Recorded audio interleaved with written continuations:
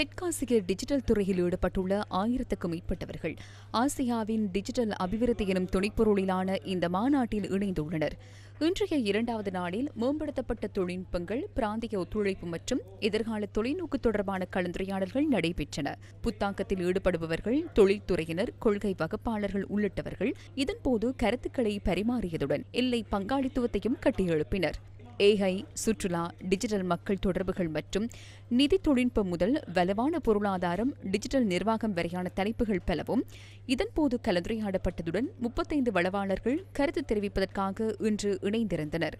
தெற்காசியாவை digital நுகர்வுக்கான மையமாக மாத்திரமல்லாமல் உலகளாவிய புத்தாக்கங்களுக்கான உந்து சக்தியாகவும் நிலைநிறுத்துவதற்கான பணிகளை ஆதரிப்பதே இந்த மாநாட்டின் நோக்கமாகும். இதற்கான உத்தியோகபூர்வ ஊடக அனுசரணையை MTV, MBC மற்றும் நியூஸ் ஃபர்ஸ்ட் வழங்கின.